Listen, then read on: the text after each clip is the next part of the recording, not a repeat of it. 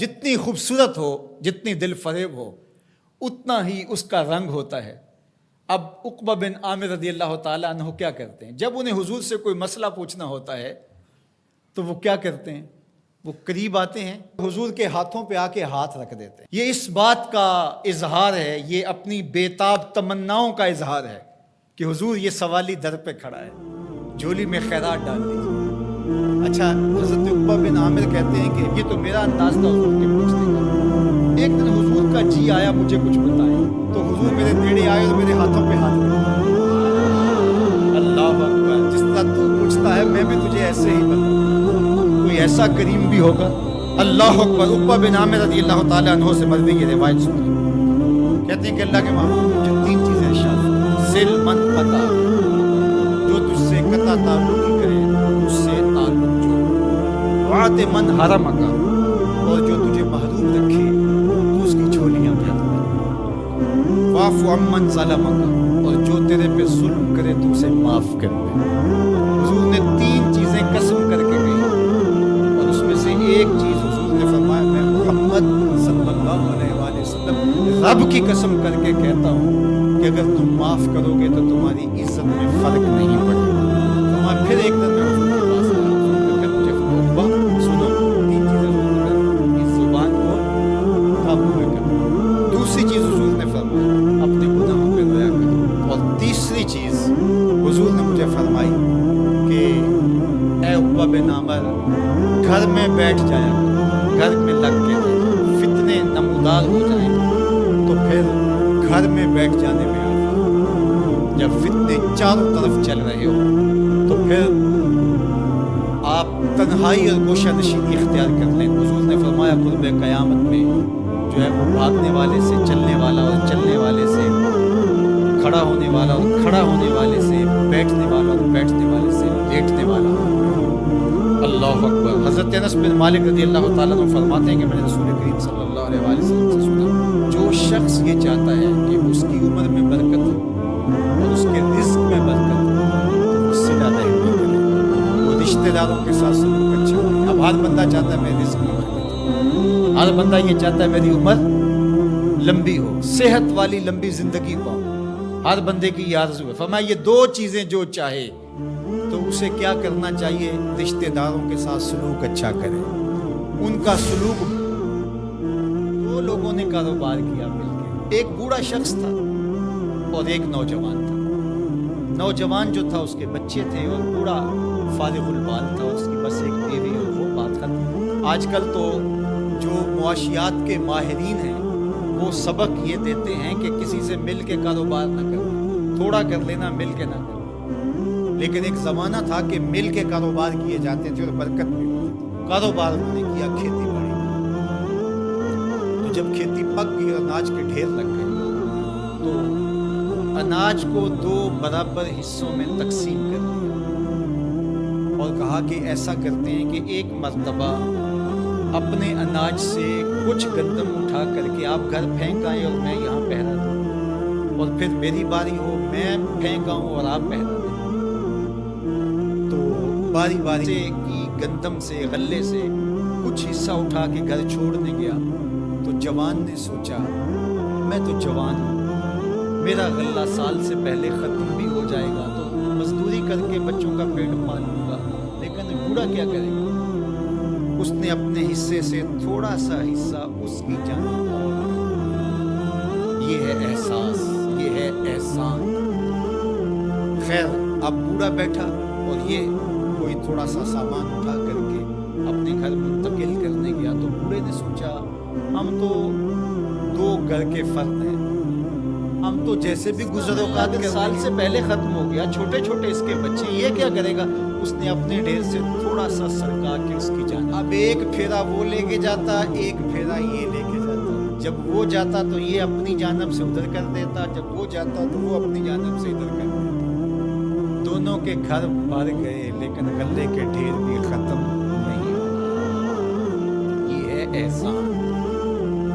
پھر سوچنے لگے یہ ہو کیا رہا ہے، تو پھر راز کھلا کہ ہم یہ کرنے جا رہے ہیں۔ تو جب احسان کرو گے تو وہ بھی احسان کرے گا، تم اس سے بڑے سخی تو نہیں ہو، لیکن آج کیا ہوتا ہے، آج اگر دو اکٹھے مل کے کاروبار کر رہے ہیں تو بابا جائے گا تو جوان ادھر سے، اور جوان جائے گا تو بابا جی کہیں گے تھوڑا سا میں ادھر سے کر لوں، تو دونوں کے گھر بھی خالی رہیں گے اور گلے کے ڈھیر بھی جلدی چٹکی میں ختم ہو جائیں گے۔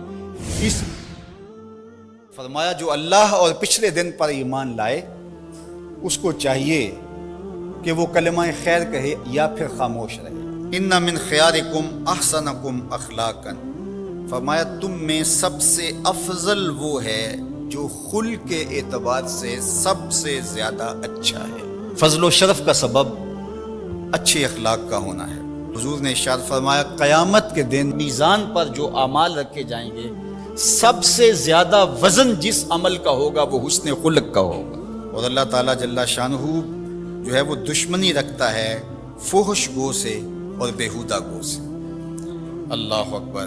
فرمایا کہ اہل ایمان میں کامل ترین مومن وہ ہے جو حسن اخلاق کا میں آپ سے یہ کہوں گا کہ اپنی زبان کو، اپنے خیالات کو، اپنی سوچوں کو ہمیشہ آپ پاکیزہ رکھنے کی کوشش کریں۔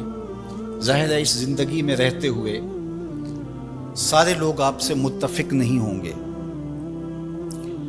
ہر شخص کا آج کے دور میں اپنا اپنا فہم دین ہے، اپنی اپنی تربیت ہے ہر شخص کی، اس کا ایک بیک گراؤنڈ ہے جس میں وہ پلا بڑھا ہے اور جوان ہوا ہے۔ اور بہت سارے لوگوں کا مزاج دین پر غالب آ جاتا ہے، تو تباہی کی وجہ سے، بیک گراؤنڈ کی وجہ سے کچھ معروضی حالات ہوتے ہیں، کچھ بعض کا لوگ بیچارے گھریلو ٹینشنوں کا، پریشانی کا شکار ہوتے ہیں، بہت ساری وجوہات ہوتی ہیں، تو پھر وہ آپ سے متفق نہیں ہوتے ہیں۔ تو اس کا مطلب یہ نہیں ہے کہ جو اس کا رویہ اور لہجہ ہے آپ وہ رویہ اور لہجہ اختیار کرنا شروع کریں، قطعاً نہیں کریں گے۔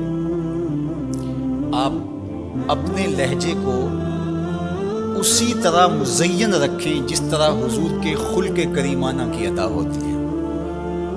کبھی بھی اپنی زبان کو بگڑنے نہ دیں۔ گالی گلوچ اور سب و شتم یہ تو کبھی سوچنا بھی نہ، رد عمل کے طور پر یا عمل کی صورت کے اندر۔ عمل کی صورت میں تو بہت برا ہے، لیکن رد عمل کی صورت کے اندر بھی اس کی اجازت نہیں ہونی چاہیے کہ کوئی شخص آپ کے لیے کوئی ایسا لفظ استعمال کر رہا ہے تو آپ اس کے مقابلے کے اندر اس طرح کی زبان اختیار کرنے لگ جائیں۔ یہ آپ کا دین، آپ کے اخلاقیات، آپ کی تربیت اس کی اجازت دیتی۔ کسی کی تربیت اگر اجازت دیتی ہو تو ظاہر ہے اس پر تو ہمارا زور نہیں ہے، لیکن آپ کی تربیت، آپ کا جو فہم دین ہے وہ اس کی اجازت نہیں دیتا کہ آپ اپنے رویوں کو، اپنے طرز زندگی کو اس طرح سا لچر اور بازاری بنا لیں، اور آپ کے منہ سے، آپ کے لفظوں سے، آپ کے رویے سے بدبو نکلتی ہو اور آپ نفرت کے سوداگر بن جائیں، سوء ظن، بدگمانی اور نافہمی کی آگ میں جلتے رہیں اور ہر وقت حسد، بغض، کینے اور نفرتوں کے سوداگر رہیں۔ تو میں اپنے محبین سے، مخلصین سے، محبت کرنے والوں سے یہ بات کہوں گا کہ آپ اپنا دہن نہ بگڑنے دیجیے، اپنی زبان نہ بگڑنے دیجیے، اپنے لہجے کو کبھی بدبودار نہ ہونے دیجیے، امت کے اندر تفریق کی بدکاری زندگی بھر نہ کرنا۔ اگر کوئی شخص میرے طریقہ کار سے متفق نہیں ہے، جو میں طرز تبلیغ رکھتا ہوں، جو انداز تربیت رکھتا ہوں، بہت سارے لوگ اس سے متفق نہیں ہیں، تو آج تک میرا یہ زور نہیں رہا کہ لوگ اسی طریق پہ آئیں سارا زمانہ جس طریق پہ میں ہوں۔ تو کسی کو بھی یہ کوئی اختیار حاصل نہیں ہے کہ جو طریق اس نے وضع کیا ہے معروضی حالات کے تحت، جو وہ سمجھتے اپنے فہم کے مطابق کہ اس طرح دین کا کام ہونا چاہیے، تو وہ مجھے اس بات پہ مجبور کرے کہ آپ بھی اس طریق پہ آئیں۔ جو میں انداز تبلیغ رکھتا ہوں، جو مؤثر بھی ہوا، نفع بخش بھی ہوا، نیچے سے لے کر اوپر تک کتنے طبقات کے اندر کیسے اثرات پیدا ہوئے، لیکن اس کے باوجود آج تک میں کسی کو نہ مجبور کرتا ہوں اور نہ میں جو ہے وہ کوئی اگر میرے طریق سے ہٹ کے چلتا ہے، حتیٰ کہ اگر کوئی شخص میرا انکار کر دیتا ہے، مجھے گالیاں بھی دے دیتا ہے، مجھے برا بلا بھی کہتا ہے، اس کے باوجود وہ کافر نہیں ہوتا، اس لیے کہ میرا انکار کفر نہیں ہے، پیغمبر کا انکار کفر ہے۔ بات سمجھ آ رہی نا بات؟ حضرت عیسیٰ علیہ السلام کے نانا کا نام حضرت عمران تھا۔ حضرت عمران کے ہاں اولاد نہیں تھی، ان کی زوجہ حضرت حنا سلام اللہ علیہا، پیغمبروں کا خاندان ہے، پیغمبروں کی صحبت ہے، تو وہ بھی صبر شکر کر کے اللہ کی رضا پہ راضی تھی۔ گھر کے صحن کے اندر دوپہر کے وقت چارپائی بچھائے ایک درخت کے نیچے قیلولہ کرنے لگی، تو ایک منظر دیکھا کہ درخت پر ایک چڑیا نے گھونسلہ ڈالا ہوا تھا اور اس نے بچے دیے ہوئے تھے۔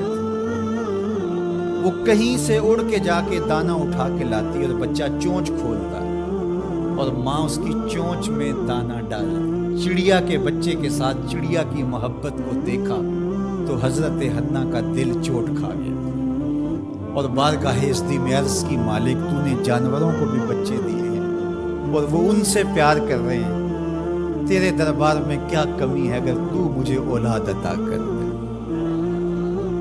دل چوٹ کھا گیا، دل کی اتھاہ گہرائیوں سے دعا نکلی، عرش تک جا پہنچی۔ اللہ نے حضرت حنا کو کرم نوازیوں سے مولا مال کر دیا۔ حضرت حنا نے کہا، اے اللہ جو میرے وطن میں ہے میں تیرے گھر کے لیے اس کو وقف کر دیا۔ جب ولادت کے لمحے آئے تو حضرت حنا زوجہ عمران نے بیٹی کو جنم دیا، تو پریشان ہو گئی کہ مالک یہ تو بیٹی ہے، میں نے تو اس کو مسجد اقصیٰ کے لیے وقف کیا ہے اور وہاں سارے مرد ہیں، ایک لڑکی جب جوان ہوگی تو اس کو وہاں کیسے چھوڑ سکوں گی، منت میری کیسے پوری ہوگی۔ بہت پریشان ہوئی منت کی تکمیل کا سوچ کے کہ مالک یہ تو بیٹی ہے۔ آواز آئی، پریشان ہونے کی ضرورت نہیں حنا، جو تو نے بیٹی جنم دی ہے ایسے تو بیٹے بھی نہیں ہوتے۔ اس بیٹی کا نام کیا رکھا گیا؟ مریم سلام اللہ علیہ۔ بیٹی جوان ہو گئی تو منت یاد آئی کہ اب اس کو بیت المقدس میں ہم نے وقف کرنا ہے۔ پریشانی ہوئی کہ اب 300 حجرے ہیں جن میں مرد ہی مرد ہیں، ایک تنہا عورت کیسے وہاں رہے گی۔ تو یہ سوچا کہ کوئی بوڑھا بزرگ ہو جس کی کفالت میں ان کو دیا جائے تو وہ ان کی دیکھ بھال کرے، ضروریات کو پورا کرے۔ تو بہت سارے لوگ اس سعادت کے لیے تیار ہو گئے۔ پھر قرعہ ڈالا گیا، قرعہ فال نکلا حضرت زکریا علیہ السلام کے نام۔ اللہ کے جلیل القدر پیغمبر اور رشتے میں خالو بھی لگتے تھے، کہا یہ سعادت میرے ذمہ رہی، اور چونکہ ان کے ہاں بھی اولاد نہیں تھی انہیں کہا ٹھیک ہے ہم اسے بیٹی بنا کے اس کا خیال رکھیں گے۔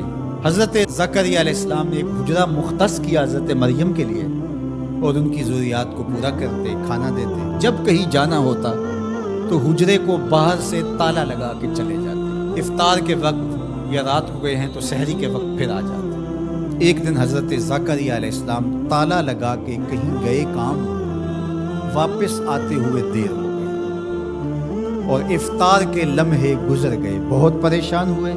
تو خیر سامان لے کے تیزی سے پہنچے اور آ کے دروازہ کھولا، وجد عندہا رزقا، تو دیکھا بے موسم پھل پڑے ہوئے۔ حیرت تو یہ تھی کہ پھل ہیں، دروازہ مقفل ہے، باہر سے کوئی اندر نہیں جا سکتا، اندر سے کوئی باہر نہیں آ سکتا، پھل کیسے آئے؟ پہلی حیرت تو یہ، پھر پھل بھی بے موسم ہے۔ قال یا مریم ان لک ھذا، اے مریم یہ کہاں سے آئے؟ قالت هو من عند اللہ، کہا یہ میرے اللہ کی طرف سے آئے، یہ مجھے میرے رب نے دیے۔ ان اللہ یرزق من یشاء بغیر حساب، وہ جس کو چاہتا ہے بغیر حساب کے عطا کرتا ہے، اس کے لیے کوئی مشکل نہیں ہے۔ جو ماں کے پیٹ میں بچے کو رزق دیتا ہے، انڈے میں چوزے کو رزق دیتا ہے، وہ حجرہ مریم میں مریم کو رزق نہیں دے سکتا؟ اب حضرت زکریا علیہ السلام کا ذکر آپ نے سنا کہ ان کے ہاں اولاد نہیں تھی، اور عمر کتنی ہو گئی تھی؟ 120 سال، اور آپ کی زوجہ کی عمر 100 سال ہوگی، تو اب تو امید بھی ختم ہو گئی اولاد کی۔ لیکن جب بے موسم پھل دیکھے نا تو اندر چھپی ہوئی امید کی موہوم سی جو چنگاری تھی وہ بھڑک اٹھی، اور حضرت زکریا نے ہاتھ پھیلا لیے۔ ہنالک دعا زکریا رب، مالک جب تو مریم کو بے موسم پھل دے سکتا ہے، میرے شجر عمر پر اولاد کے آنے کا موسم بیت گیا ہے، لیکن مالک کیا تو مجھے بے موسمی اولاد نہیں دے سکتا؟ حضرت زکریا وہیں کھڑے ہو کے دعا مانگنے لگے، معلوم ہوا جہاں رحمتیں اترتی دکھائی دیں وہاں دعا مانگی جاتی ہے۔ ہم جب اللہ والوں کی قربت میں جا کے اللہ سے دعا مانگتے ہیں تو کچھ لوگ معترض ہوتے ہیں کہ اللہ تو ہر جگہ موجود ہے، یہاں کیوں مانگ رہے ہو؟ مسجد اقصی پاس ہے لیکن حجرہ مریم میں اللہ کا پیغمبر دعا مانگ رہا ہے، وہاں رحمت آنکھوں سے اترتے ہوئے دیکھی۔ ان رحمت اللہ قریب من المحسنین، اللہ قرآن میں فرماتا ہے میری رحمت محسنین نیکوکاروں کے نیڑے ہوتی ہے، اس لیے ہم اللہ والوں کے قریب جا کے اللہ سے مانگتے ہیں، مالک تیری رحمتیں یہاں برس رہی۔ ہنالک دعا زکریا ربہ، وہیں کھڑے ہو کے دعا مانگنا شروع کر دیں، اللہ مجھے ستھری اولاد عطا کر۔ پھر کیا ہوا کہ کہا گیا یہاں دعا کیوں مانگ رہے ہو، میرے گھر میں آؤ۔ کہا گیا نبی ہو کے ولیہ کے حجرے میں دعا مانگ رہے ہو، تمہیں کچھ نہیں دیا جائے گا؟ نہیں، سنو قرآن سنو۔ فنادتہ الملائکہ، فرشتے آ کے پکار کرنے لگے۔ کب؟ وَهُوَ قَائِمٌ يُصَلِّي فِي الْمِحْرَابِ، وہ حجرے میں کھڑے ابھی دعائیں مانگ ہی رہے تھے، فرشتوں نے آ کے ندا دی کیا؟ ان اللہ یبشرک بیحییٰ، اے زکریا تمہیں مبارک ہو، ہم تمہیں یحییٰ عطا فرمائیں۔ اولاد مانگی ہے تو یحییٰ ملے گا، لیکن اکیلی اولاد نہیں مانگی، ذریۃ طیبہ، ستھری اولاد مانگی ہے، پاک اولاد مانگی ہے۔ تو مصدقا بکلمۃ من اللہ وسیدا وحصورا ونبیا من الصالحین، جو بیٹا دینے والے ہیں وہ کلمت اللہ کی تصدیق کرنے والا ہوگا، سردار ہوگا، عورتوں سے الگ رہنے والا ہوگا اور پیغمبر ہوگا، صالحین سے نبی ہوگا، یہ شانوں کا مالک ہوگا، فوراً دعا قبول ہوگی۔ ولی کے پہچاننے کے لیے کرامت شرط نہیں ہے، کرامت ایک ذریعہ ہے، ضروری نہیں ہے۔ کتنے اولیاء ہیں جن کی کرامات ہمارے تک نہیں پہنچی لیکن وہ اللہ کے ولی ہیں۔ سب سے بڑے ولی اس امت کے صحابہ تھے، ان میں سے کتنے کی کرامات ہمارے پاس پہنچی ہیں لیکن ہم انہیں اللہ کا ولی مانتے ہیں۔ تو یہ کوئی شرط نہیں ہے، شرط ایمان اور تقوی ہے، اور باقی احادیث میں مختلف ان کی علامتیں بتائی گئی ہیں۔ الذین اذا رأوا ذکر اللہ، ایمان اور تقوی سے متصف بندگان خدا کی ایک علامت یہ ہے جب تم ان کی صحبت میں بیٹھو تمہیں خدا یاد آ جائے، اللہ کی یاد آنے لگے۔ تو کرامت معیار ولایت نہیں ہے اور شرط ولایت بھی نہیں ہے۔ تھوک کے حساب سے مارکیٹ میں بہت سارے لوگوں کی جعلی کرامات موجود ہیں، تو اولیاء کے لیے ہم عقیدت اور محبت کے جذبات رکھتے ہیں تو پھر مارکیٹ میں 2 نمبر بھی اس کا آئے گا۔ اور ہمیں پتہ ہے غذائی اجناس سے لے کر کے ادویات تک اور دیگر ضروریات زندگی تک کہ اصل کیا ہے اور نقل کیا ہے، تو ہمیں اس میں بھی غور و فکر کرنا چاہیے کہ اصل کیا ہے اور نقل کیا ہے، نہ یہ کہ ہم چند بدطینت لوگوں کی وجہ سے حقیقت کا انکار کریں۔ تو آج بھی کچھ لوگ ہیں جو کہتے ہیں جی چھوڑو ہم نہیں مانتے کرامت و شرامتوں کو، اس طرح کے لفظ بولتے ہیں، جبکہ کرامت کا من حیث الکرامت انکار کفر ہے۔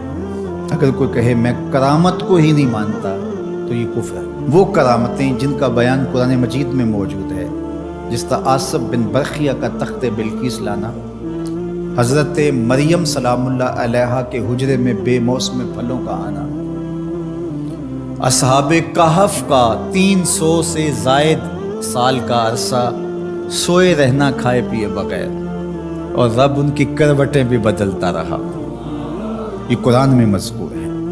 تو اس کا انکار بھی کفر ہے، قرآن کا انکار لازم آتا ہے۔ اگر کسی کرامت کا بیان حدیث متواتر میں ہو تو اس کا انکار بھی کفر ہے، لیکن ایسی کوئی کرامت نہیں جس کا ذکر حدیث متواتر میں ہو۔ البتہ احادیث مشہورہ اور احادیث احاد میں کرامات کا بیان موجود ہے، تو ان کا انکار بھی گمراہی ہے۔ جس طرح وہ 3 لوگ جو غار میں پھنس گئے تھے، انہوں نے پھر دعائیں کی اور پتھر ہٹا۔ جریج کا واقعہ موجود ہے، صحابہ کی کرامات موجود ہیں، حضرت عمر کے رکے سے دریائے نیل کا چلنا، اس طرح جو مسلمہ بزرگ ہیں ان کی کرامات کا انکار کرنا محرومی ہے۔ لیکن یہ بات بھی ذہن میں رکھیں کہ کرامت اللہ کی طرف سے بندے کو دی جانے والی ایک عزت ہے، لیکن ولی کی زندگی کا مقصود رضائے الہی کی طلب ہے، کرامتوں کی طلب نہیں۔ لیکن عمومی طور پہ ہمارے اسٹیجوں کے اوپر اولیاء کے حوالے سے جو بات کی جاتی ہے، بس آپ سننے کے لیے بیٹھے ہیں اور خطیب صاحب نے کان پہ ہاتھ دھرا اور دو چار کرامتیں سنائی اور چلے گئے، معیار بتایا ہی نہ، جس کے نتیجے کے اندر بہت سارے عوام اس سے غافل ہوتے ہیں۔ میں اللہ کا شکر ادا کرتا ہوں کہ ہم نے ہمیشہ اس بات کا التزام کیا ہے کہ لوگوں کے سامنے پوری تصویر رکھیں، کیونکہ مجھے اس بات کا احساس ہے کہ آپ لوگ کتنی محنت کر کے کہاں کہاں سے چل کے آتے ہیں۔ پورے پاکستان میں بلکہ پوری دنیا میں ہم جہاں گئے ہیں، ہمارے سامنے جو لوگ آ کے بیٹھتے ہیں زیادہ تر طبقہ باشعور لوگوں کا ہوتا ہے، تو پھر ہماری ذمہ داریاں اور زیادہ بڑھ جاتی ہیں کہ ہم جو ہے وہ ان کے سامنے وہ بات کریں جو بات کرنی چاہیے۔ اس منبر سے آپ کو وہ چیز نہیں ملے گی جو عوام کی ڈیمانڈ ہوگی، وہ چیز ملے گی جو عوام کی حقیقی ضرورت ہوگی۔ اس پر میں بھی اللہ کا شکر ادا کرتا ہوں، اس پر آپ کو بھی اللہ کا شکر ادا کرنا چاہیے، اور نہ یہ کہ کچھ دو نمبر لوگوں کے رد عمل میں ہم حقیقت کا انکار کر دیں، جس طرح معتزلہ کر رہے ہیں، اور ایک طبقہ وہ ہے جو رتب و یابس کو قبول کر رہا ہے، اور آپ نے ایسے شخص، ایسے لوگ کہ جو اچھے انسان بھی نہیں ہیں، لوگوں کو دیکھا ہے کہ ان کو ولی مان رہے ہیں اور ان سے اپنی حاجتیں طلب کر رہے ہیں، ان کو ہادی مان رہے ہیں، مرشد مان رہے ہیں۔ وہ شخص جو خود آشنا بھی نہیں ہے، وہ تمہیں منزل آشنا کیسے کرے گا؟ میں کتنے لوگوں کو جانتا ہوں جن کو فہم دین ہی میسر نہیں ہے۔ یہ میں ان لوگوں کی بات نہیں کر رہا جو منہ دراز ہیں اور بالکل ننگ دھڑنگ ہیں، ان کی بات نہیں کر رہا، جو بظاہر حلیے میں بھی ہیں، ان کا فہم دینی ناقص ہے۔ کتنے ایسے علماء کو جانتا ہوں ان کی توحید کا تصور ناقص ہے، تو یہ بدبختی ہوتی ہے۔ اب وہ کیا کسی کی رہنمائی کریں گے؟ جو خود ڈوب رہا ہے وہ کسی کا ہاتھ کیسے پکڑے گا؟ لیکن عوام ظاہر ہے ان کے گرد آئے اور ان کا کاروبار چمک رہا ہے، اور کرامتیں ہیں کہ تھوک کے حساب سے بنتی ہیں، اور پھر اس کی مارکیٹنگ کرنے والے بھی ہوتے ہیں، اور پھر اسی بنیاد پر ہی جو ہے وہ ان کا سارا سلسلہ چلتا ہے۔ اللہ کے ولی یہ نہیں چاہتے کہ ہماری کرامات ظاہر ہوں اور لوگ ہماری طرف لپکیں ہماری کرامت کی وجہ سے، یہ نہیں ہے۔ الکرامات حیض الرجال، جس طرح عورتیں ایام مخصوصہ کو چھپاتی ہیں، اللہ کے ولی بھی چھپاتے ہیں۔ وہ نہیں چاہتے کہ ہم اس حوالے سے جو ہے وہ پہچانے جائیں۔ باقی دور موجود کے اندر کسی صالح متقی شخص کی کوئی ایسی بات سامنے آئے تو شریعت کے میزان پہ پرکھا جائے، اگر وہ شریعت سے متصادم نہیں ہے تو مان لینے میں کوئی حرج نہیں ہے، لیکن اگر کسی کی سمجھ میں نہیں بھی آتا تو فرق نہیں پڑتا، لیکن کسی ولی سے کوئی دشمنی نہ رکھے۔ جو